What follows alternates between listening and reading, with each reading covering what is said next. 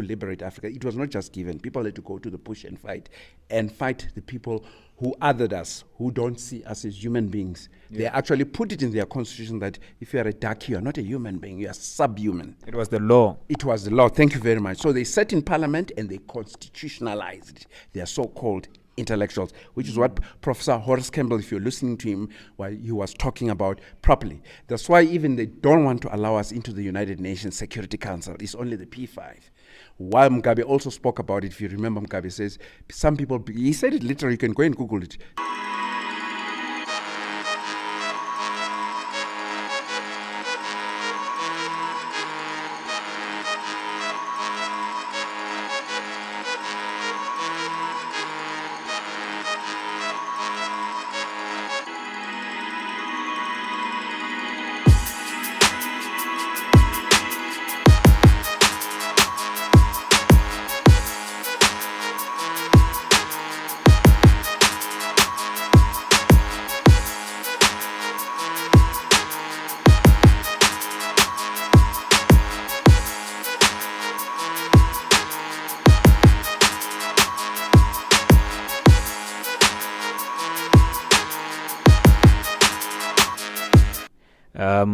Thank you so much, sir. I mean, you raised a number of questions during the panel, right? And I felt that maybe this opportunity would actually grant us an opportunity to actually expand a little bit more on some of the questions that you raised. I mean, but before we dive into that, I want to hear your opinion and your highlight, especially with the event. How did you receive the event overall? Definitely the event was excellent. The organizational capability and power of Pan-Africanism, of the African Union. So we are coming of age and we're engaging the world. We are the small X that will ultimately fell the big tree, because we are for humanity. We are Africa's concern, but Africa is not only about Africa continentally, it's about Africa also globally, because our resources definitely build the whole world up to now, from slavery to colonialism to neo-colonialism, which is continuing right up to now. So this is what we were talking about here. You had some of the speakers speaking about Sudan, the DRC and all that, right? Because the bullying countries, for instance, like your NATO, like your Americans, come and intervene. So it's not enough for them after having enslaved us, colonized us with their continuing neocolonialism, because their whole financial system is pivoted on exploitation of the African black body. So we are resisting that and we're pushing back, and we thank our ancestors for having brought that about. People like Marcus Garvey, people like W. Du Bois, people like Henry Sylvester Williams, people like Kwame Nkrumah, Jomo Kenyatta, Dedan Kimathi of Kenya, people like Ben Bella of Algeria, people like Abdel Nasser of Egypt, many revolutionaries, people like Malcolm X. So all this is crystallization of their efforts, the efforts that you will carry. So this, for me, is very fitting and is very powerful.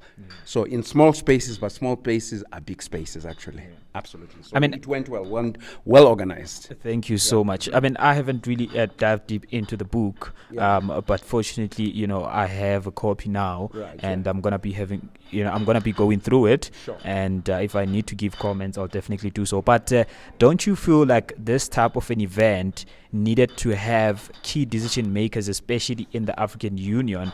There's a lady who actually asked that. Who actually suggested that maybe the AU needs to be disbanded, right? Because it's the people that actually make decisions there are the people that lead these countries that are part of, the AU. Launching a book of the institution that actually started 20 years ago, there's a key role players in these institutions, people who actually make decisions on policy and all other matters, even the Africa Continental Free Trade. Those are the people that are going to be taking decisions, and they're not here at the event. Don't you feel like they're supposed to be here? Okay, I'll give you an example just to answer that question of yours. For instance, every decision that is taken about a soccer club, for instance, the owner doesn't have to be there at all times at that particular event. Okay. because I wouldn't want to be promoting a soccer club. Think of one of the soccer luminaries who owns a club, Yeah. It doesn't mean he delegates. There's someone who coaches, there's someone who handles the finances, because manager and all that. Let's say sometimes that person is hospitalized for 3 months. Yeah. All right? It doesn't mean all the PSL matches will stop. They will go on. Same. If my analogy is good and excellent, you like it, same. The celebration of these 6 years, we take into cognizance our strengths and weaknesses, right? It's like a cost-benefit calculus. We look at what we've done well and how we can re-strengthen our weaknesses. And it just doesn't happen here. Mm-hmm. Work is going on in what you call in Addis Ababa, because the main leaders, everyone is a leader, but the main leaders is the African Union heads of state and government. So all the leaders of nation states of all the countries of South Africa, Zimbabwe, Malawi, Egypt, Tanzania, they form what they call the assembly, right? And it's the assembly who agrees, and they also delegate to what they call the executive council of ministers, and it goes down. So it's not only being celebrated here. Yeah. This thing like this, even maybe better than this, is being celebrated over the world, in Ethiopia, in DRC, wherever. So it's like, look at them like they are political party branches, as an example, right? So as far as you have Luthuli House there, but you have over 3,000 branches of the party. Right. So we are also carrying on with our thing, but we are guided by what are the policies of the African Union, and we push those ideas. Like one of the representatives came, Dr. Andres Asamoah. Okay, that's the one I was saying. If you go back, the issues of reparations must be made a policy article of the African Union, etc., etc. Yeah. So we push that way. And also in an age of information communication technologies, it's no more the times of W. Du Bois, it's no more the times of Henry Sylvester Williams, it's no more the times of Martin Delaney, those years when there was no internet, no emails, right?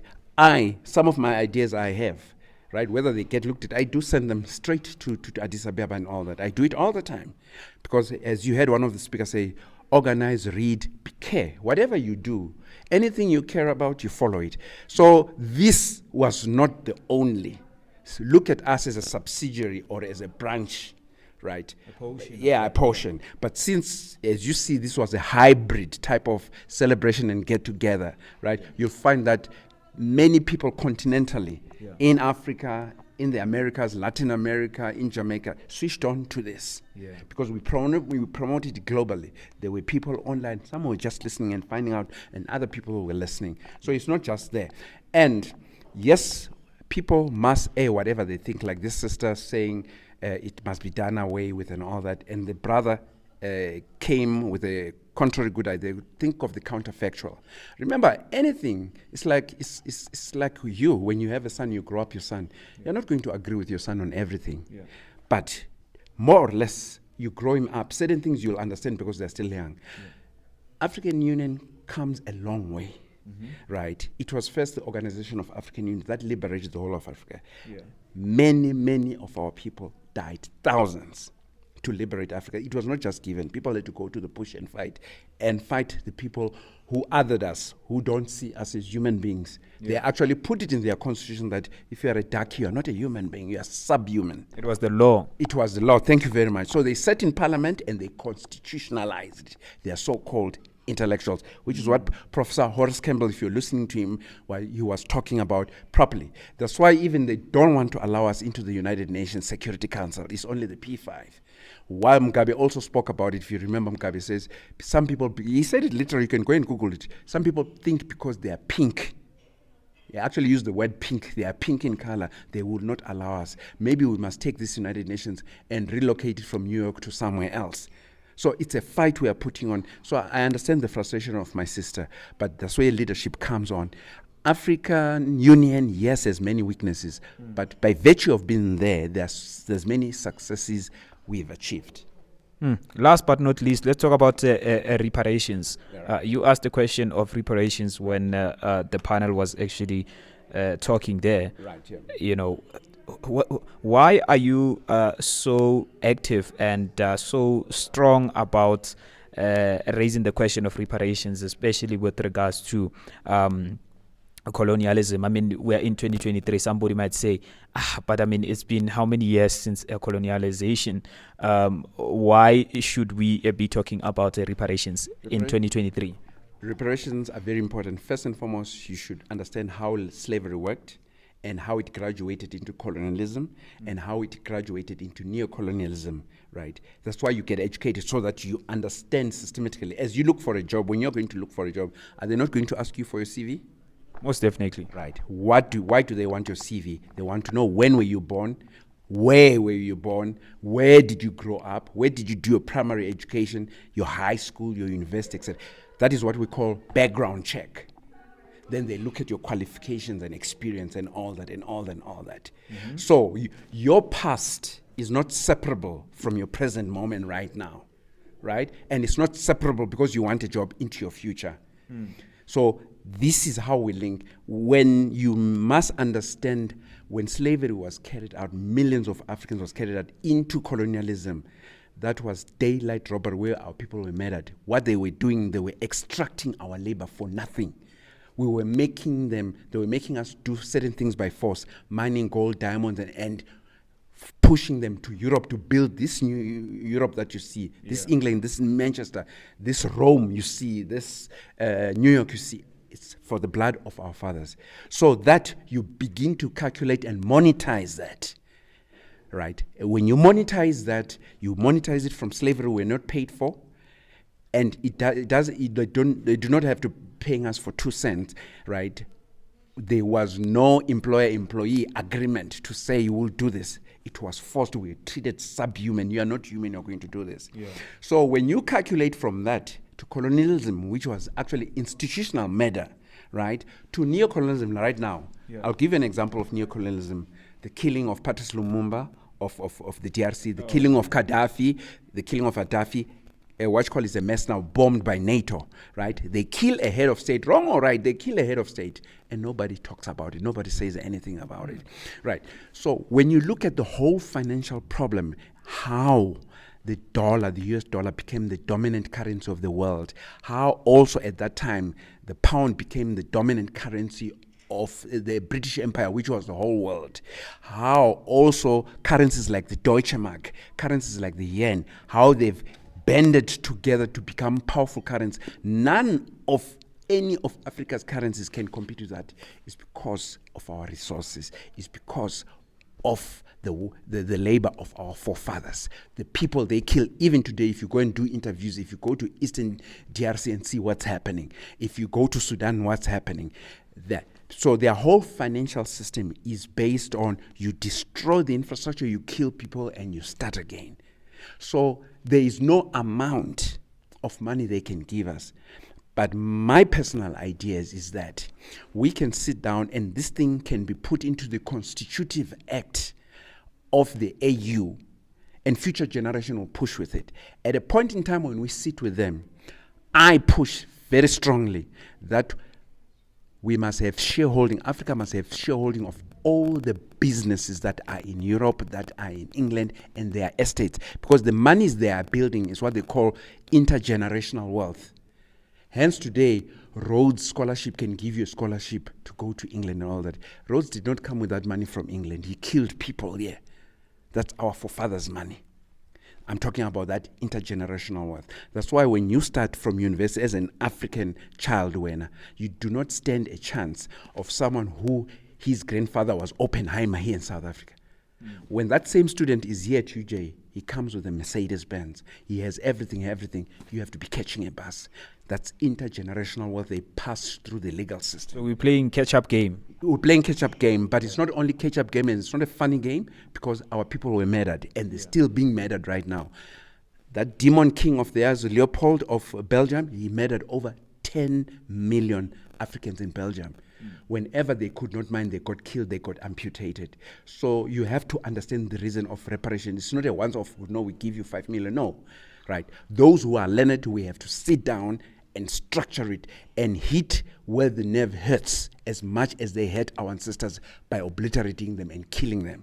Yeah. Today, America is ruled by white people, but it used to be ruled by people who were dark. the native Indians. Today, Australia is ruled by white people who are the majorities, but the owners of that land are the Aboriginal black people. Do you understand? So if they cannot get to you, they wipe out. They did it in Namibia with the Heroros there. Yeah. They wiped off the whole. So that's the whole idea of reparations. It cannot die. It must be carried forward. If it doesn't happen in our times, our future generation, you and your children's children must carry it forward, because their money carries forward. Their money just didn't become powerful because they are economic geniuses. No, that type of intellectuality, we deconstruct it and we fight it, is because they are murderers. There is nothing great about these people. These people, like you call John Rhodes or Dr. Livingston and all that, they were pushing an agenda of genocide, an agenda of saying we are animals, an agenda that brought about constitutions to say, if when you are a black person, you're you are a monkey, you are subhuman, you are nothing.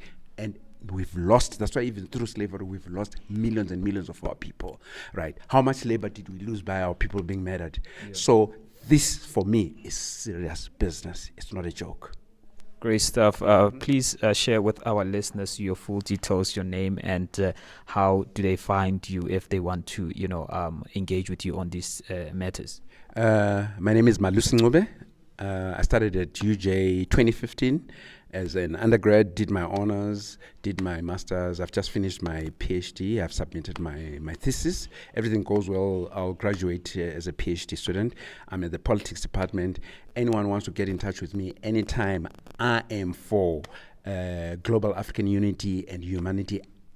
Africans getting into all spaces of global governance, not just continentally, global, because it is our resources, it is the blood of our forefathers that has made this world to look the way it looks.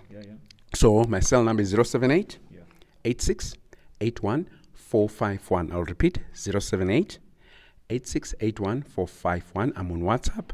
My email address, you can email me as well if you send me a WhatsApp. It's BM, B for black, M for mother, servicing, SERVICING123@gmail.com. Anytime. My language, it's about black people ruling the world with humanity. Nothing else, nothing more. Great stuff. Thank you so much. My name is Elvis Mulifi Moff, and that is it.